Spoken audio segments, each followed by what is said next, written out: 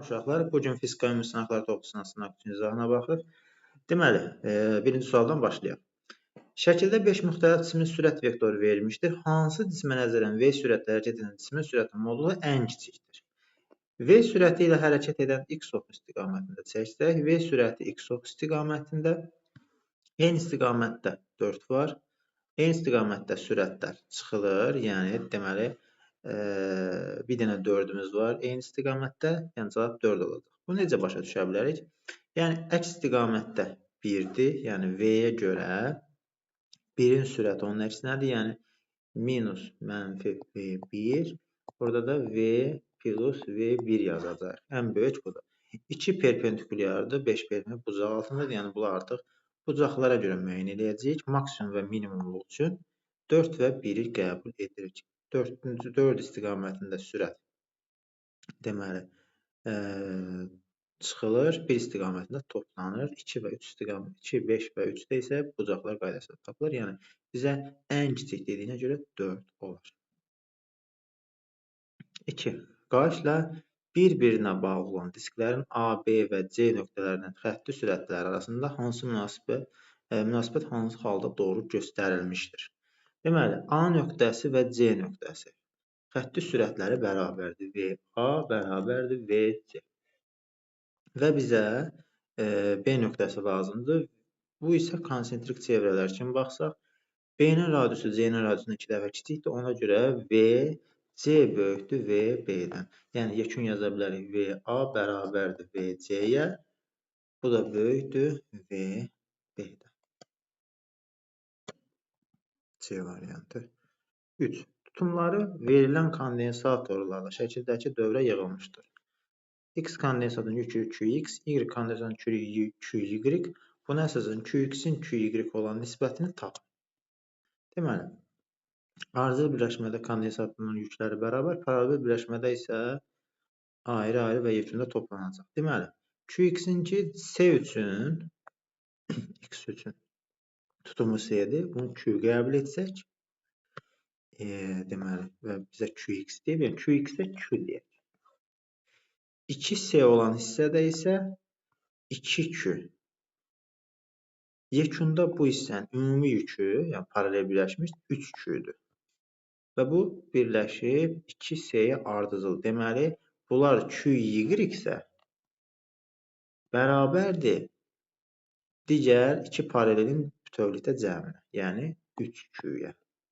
Və bizə deyir ki, QX bölək QY. Bu da bərabərdir Q bölək 3Q.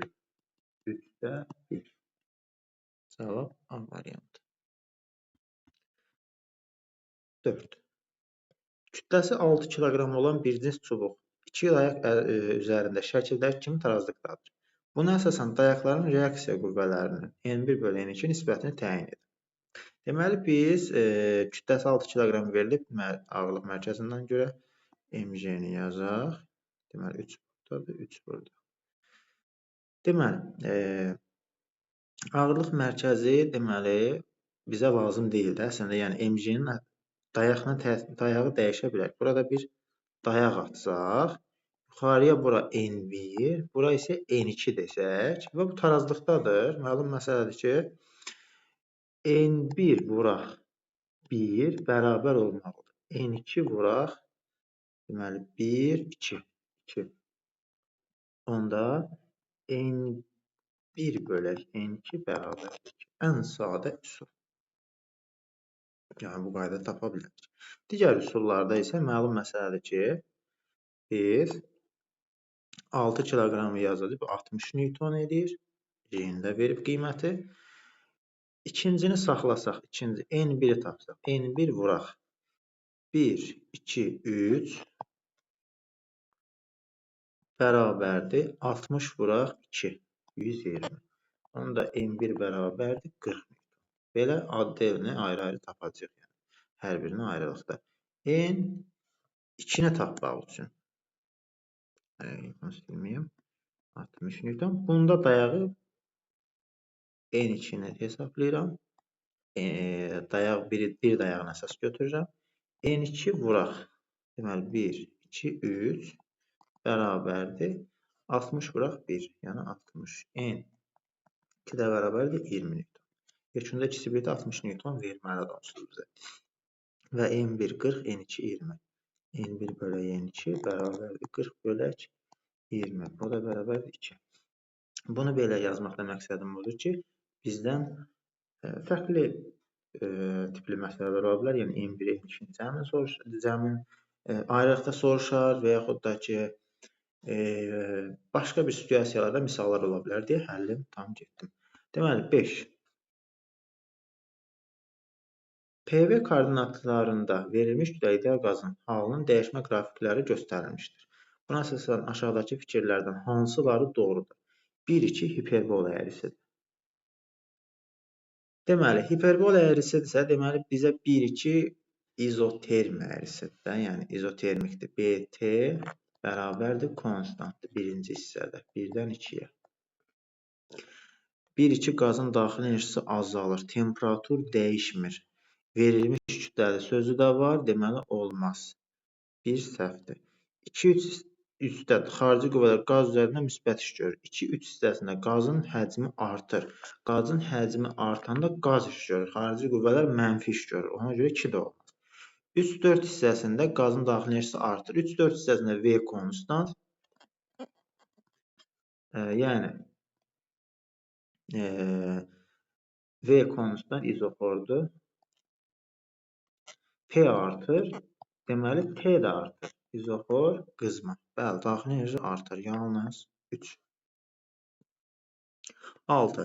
Gərilmə diaqramında huqqanın ödənildiyi maksimum gərginlik hansıdır? Yalnız 0,1 hissəsi. 1. Bu artıq hazır kitabda var. Deməli, 7. Şəkildəki elektrik dövrəsində lampalar bir cinsdir. Yəni, məlum məsələdir ki, hamısının müqavimətləri eyni. Mənbənin daxili müqavimətləri nəzərə alınmır. Buna əsasən aşağıdakı fikirlərin hansıları doğrudur? Baxaq. K lampası deməli dövrədə müsbət qütb, müsbət potensiallar bu hissədə eynidir deyə K yanmaz. Çünki lampanın yanması üçün qütblərdə potensiallar fərqi yaranmalıdır. Burada müsbət ötürülür, burada müsbət. Yəni K lampası sıradan çıxdı, yanmadı.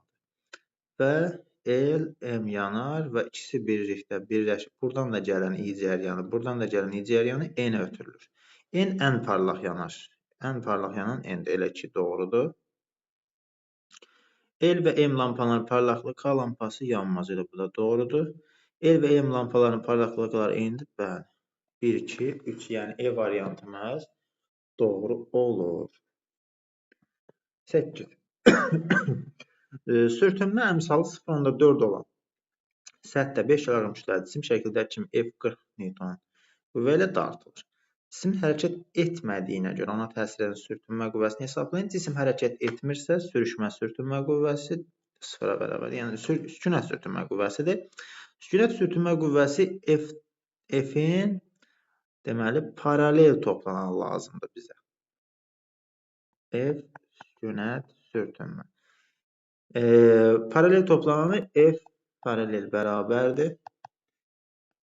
F vuraq. Deməli, kosinüs alfa. Bu da bərabərdir. 40 vuraq. Kosinüs alfamız bizə verilib 0,8. Bu da bərabərdir 32 Newton. B variantı.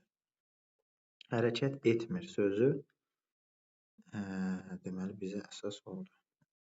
9. Elektrik dövrəsində cəryanı bir istiqamətdə buraxan dövrə elementi aşağıdakılardan hansıdır? Deməli, yarım keçirici diod, bir tərəfli keçirici, PN keçid. 10. Cismin yer dəyişməsinin proyeksiyasının zamanlıq qrafiki verilmişdir. Buna əsasən hansı qrafik bu cismə təsir edən qüvvənin əvəzləyicisinin proyeksiyasının zamanlılığına uyğundur?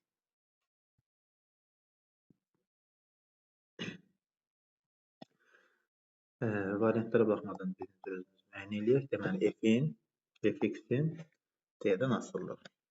Birinci hissədə yavaşlayan.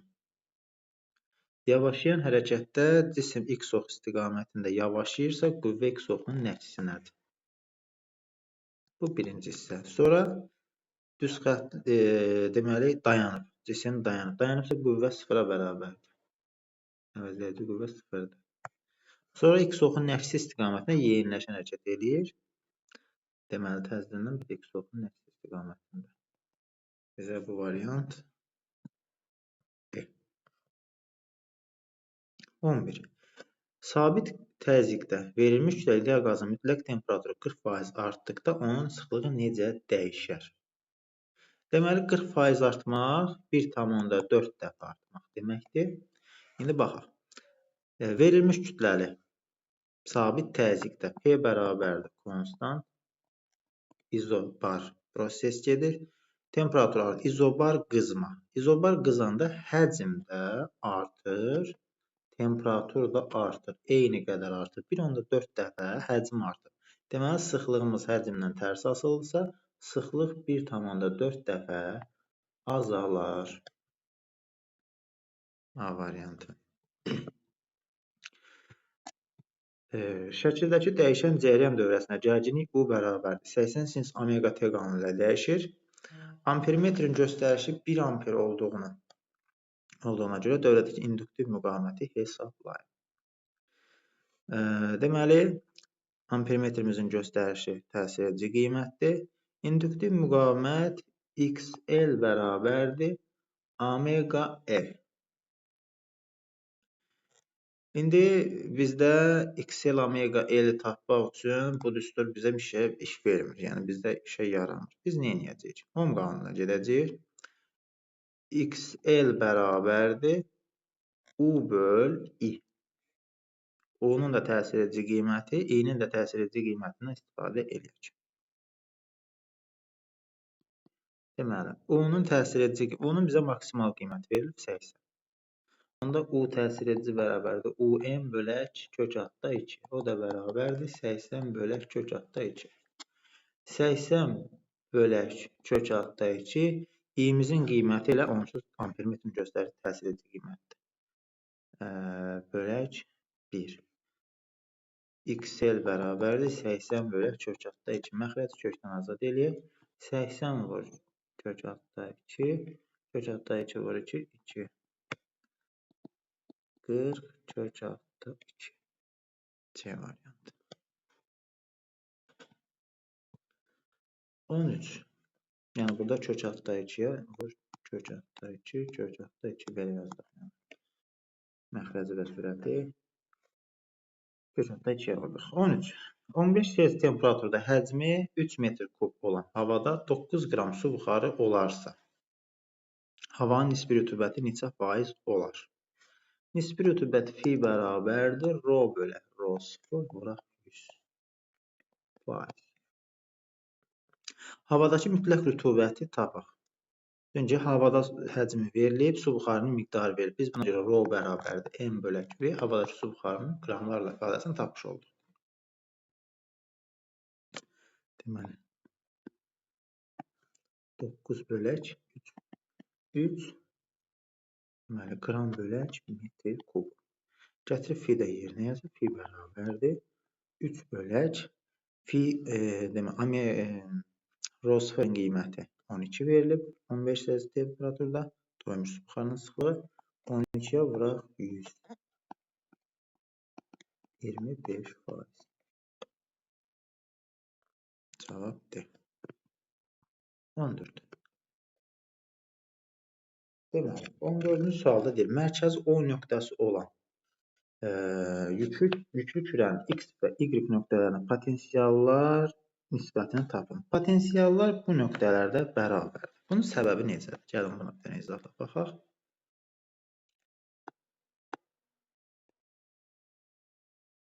Potensiallar skaler formada toplanır. Bütün nöqtələrdə ən sadə, ən kənar nöqtələri götürək. Müsbət, müsbət. Bir düz xətt üzərində çəkək bunları. Mərkəzi O nöqtəsindən R məsafədədir hər tərəf. O nöqtəsində tapaq. Fi bərabərdir. Bu yükün yaratdığı. Səttə axı yüklər bərabər formada paylanır. Hər hansı ikisini götürdük. Fi 1 bərabərdir. K2 bölək R kvadrat. Buna fi deyək. Digəri isə fi2 bərabərdir. Yenə K2 bölək R kvadrat. Bərabər yenə fi. Yekunda burada 2 fi yarandı. Bu nöqtəyə çevriləndə, məsəl üçün, bura bir A nöqtəsi deyək, bura bir B nöqtəsi. Birincinin yaratdığı, misal üçün, 0,5, daha doğrusu 1,5 fi olur. Misal üçün dedim, yəni artır 1,5 fi. Burada məsafə artdığına görə azalır 0,5 fi. Yekun bunların cəmi yenə A nöqtəsində 2 fi olur. B nöqtəsində də bu tərəfdəki müsbət bir yükün, yəni bir hissəsinin, yəni bir qəbul etdik ki, orada bir proton var, misal üçün. B nöqtəsində yaratdığı yenə 0,5 fidir. Bu iki yükünün yaratdığı 1,5 fidir. Yekunda bunların cəmi yenə 2 fi verəcək. Yəni, daxildə istənilən nöqtədə yekun finin qiyməti dəyişməyəcək. Ona görə X və Y nöqtələrinin hər birində eyni filəri olduğuna görə yekundan söhbət gedir. Yəni, burada skaler qaydada toplanılır, yekun filərin, potensialların qiyməti dəyişir.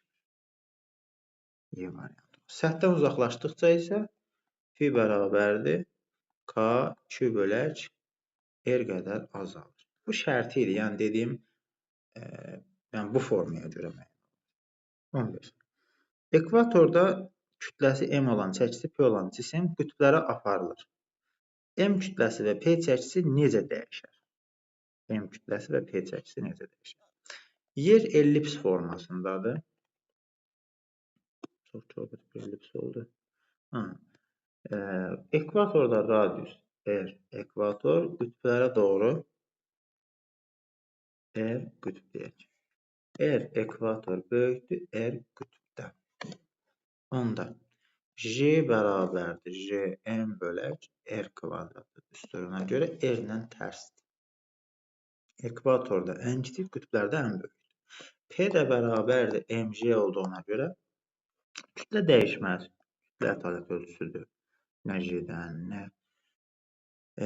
böyük J-dən, R-dən heç birinin asılı deyil. Dəyişməz. Amma R-in qiyməti azaldığına görə J-nin qiyməti artar, çəki artar. 16. Eyni istiqamətdə hərəkət edən iki cisim qeyri-elastiki toqquşmadan sonraki sürətlərini hesablayın. Toqquşmadan əvvəl bunlar M1, V1, üstəgələk M2, V2 bərabər qeyri-elastiki, yəni kütlələr M1 plus M2 toplanır, bura V, yekun sürət. Buradan da V bərabərdir M1, V1 üstəgələk M2, V2 bölək M1 plus M2. O da bərabərdir M1, V1 18 üstəgələk 18 bölək deməli 9. 36 bölək 9 4 metr bölü saniyə. Cavab B. 17. Sabit gücə malik olan mühərrikin gördüyü işin zamandan asılı qrafiki hansıdır? Sabit gücə malik N konstant, A böl T sabit qalmalıdır. Yəni, bu tangens alfanı verir.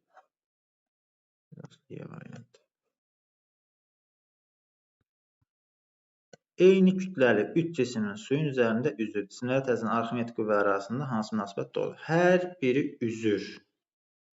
Biri qismən batıb, biri yarısından çox batıb. Amma üzür. Yəni mg bərabər deyil, Arximet bərabərdir. Maqnit selinin dəyişmə sürətinin vahidi hansıdır? Maqnit selinin dəyişmə sürəti epsilondur. Yəni volt vermə, Weber böl saniyə. Mənfi delta fi böl delta t. Bu da Weber bölək saniyə.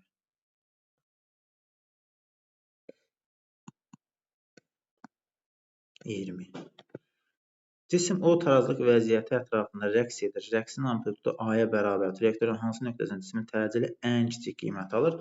Tarazlıq nöqtəsində əvəzləyici qüvvə 0 olduğuna görə A mənfi A ətrafında maksimal bunlardır.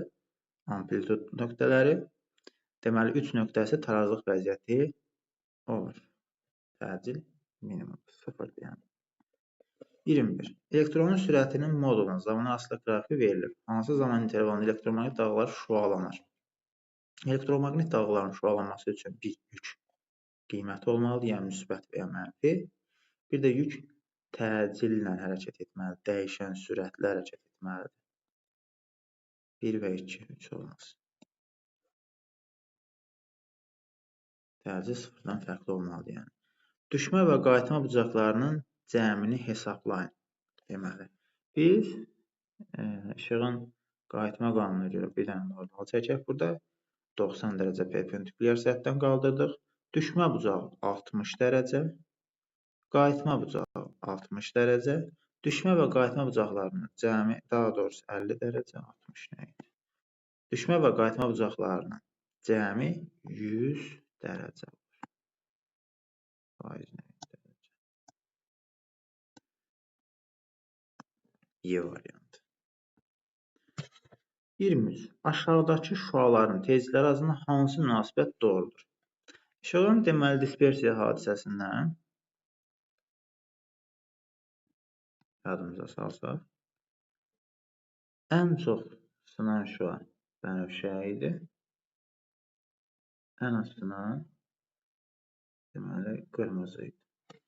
Qırmızıdan bənövşəyə. Qırmızı, narıncı, yaşıl, mavi, göy, bənövşə. Bu qaydada düzdür. O misal da gətirirdi ki, qarı nənə 80 yaşında məxmər gülə bənzəyir. İşığın rəngin bu arzulasırdı. Və bənövşəyə doğru növ tezlik artır, qırmızıya doğru isə dalğa uzunluğu artır. Deməli, bizim qırmızımız ən kiçik tezliyə malikdir. Tezliyi ən böyük olan mavidir. Onda 2 ən böyük, 3 və 1 B variantı.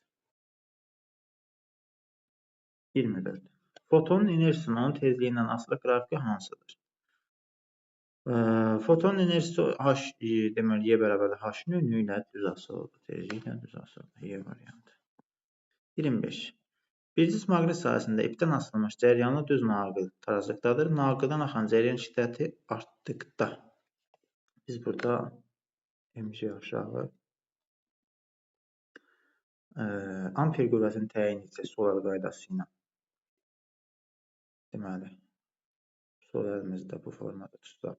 Şəkil üstərisindən bizə doğrudur.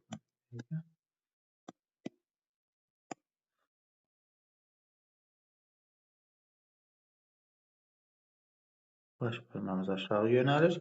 Deməli, amper qüvvəsi də aşağı olur. MC də aşağı olur. Yəni, deməli, T bərabərdir MC plus F amper. İpdə ilə gəlimə qüvvəsi artar. Artdıqda, bəli, amper qüvvəsi artdığına görə artar. İkisi də eyni istiqamətdədir. Gəlimə qüvvəsi azalır, xeyr. Dəyişməz, xeyr. Amper qüvvəsi artar, bəli. Bəs azalar dəyişməzsə 1 və 4. 26. Bir cisim maqnit sahəsində çevrə üzrə hərəkət edən yüklü zərrəciyyin 4 T müddətində kinetik enerjisinin dəyişməsi 0. Çevrə üzrə hərəkət etdikdə bərabər sürətli hərəkətdən söhbət gedir. Deməli, burada Lorentz qüvvəsi mərkəzə doğrudur. Deməli, hərəkət V sürətlə formada, yəni iş 0-a bərabərdir. Deməli, kinetik enerjinin dəyişməsi də bu zaman 0-a bərabər olur. 27.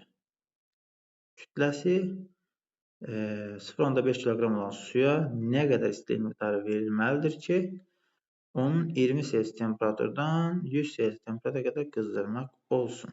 Deməli, İstil miqdarı Q bərabərdir Cm delta T ilə gedəcək.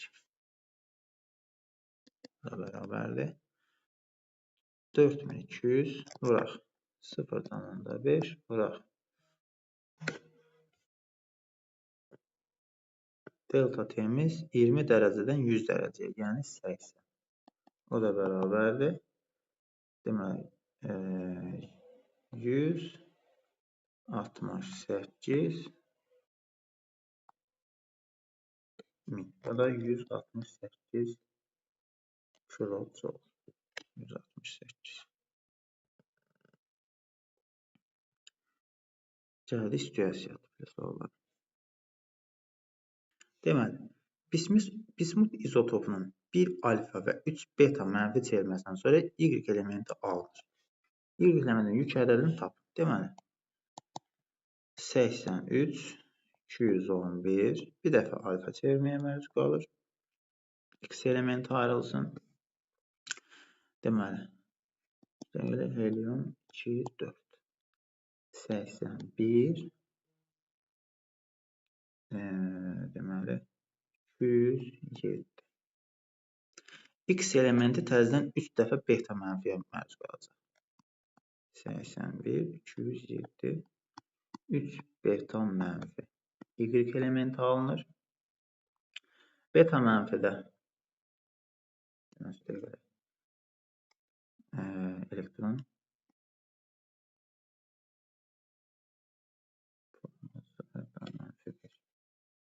3 dənə elektron.